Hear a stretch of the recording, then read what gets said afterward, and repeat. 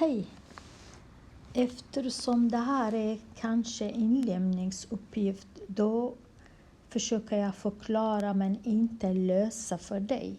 Och ifall så blir det lite krångel kan du höra av dig och fråga dina frågor. Så i det här fallet har du, tittar man, jag hoppas att du har läst frågan och funderat själv mycket.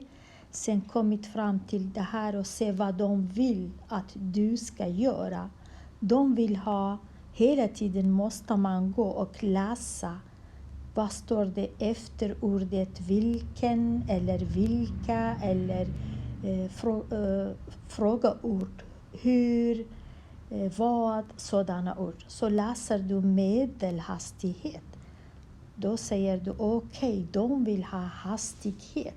Och sen tittar du här, då har du kilometer och he.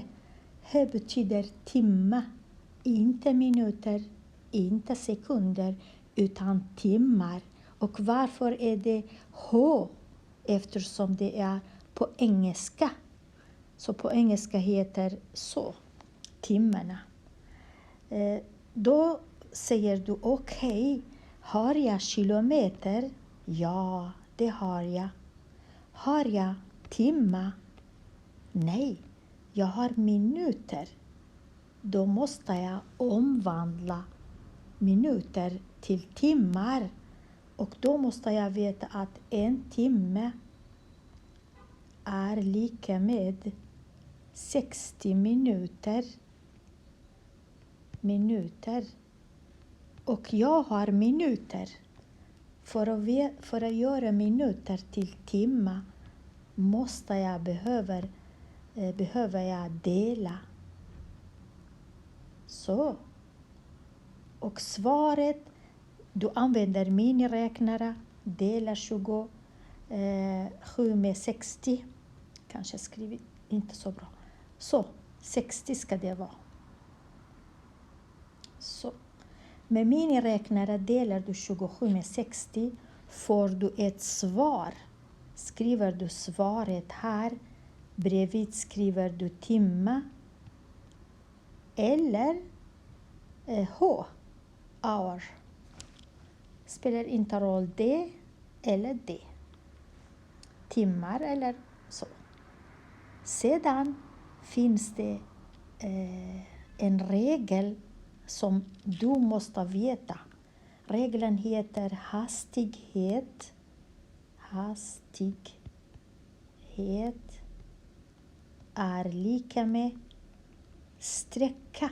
Vad är sträcka? Sträcka betyder vägen. Till exempel, du bor här, du går till jobbet här. Den här vägen heter sträcka.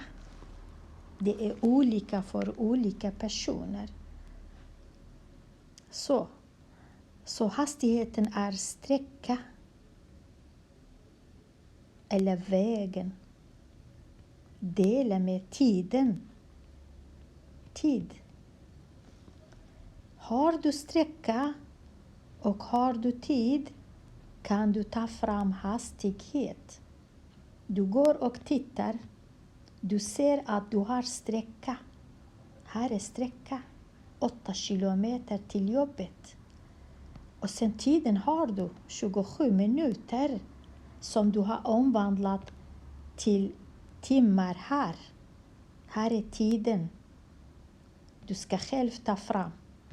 Och sen kommer du och skriver lika med 8 kilometer. Delar du med svaret. Den här svaret skriver du här.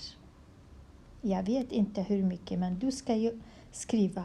Och sen får du svaret. Hastigheten som du skriver bredvid. Precis som det står här. Kilometer per timme. Så gör du. Sen har du en del 2. Här har du själv hastighet. Du ska ta reda på tiden. Du har inte tiden här. Eftersom hastigheten ändras, det är 25 Samma sträcka som är 8. Tiden vet du inte. För att veta tiden, vad ska du göra? Du tar 8, delar med 25. Tiden är lika med 8, delar med 25. När du får tiden blir i timmar. Om du vill ha sedan i minuter tar du den här talet som är här, nummer, siffra, och gånger 60 så får du svaret i minuter. Ha det så bra.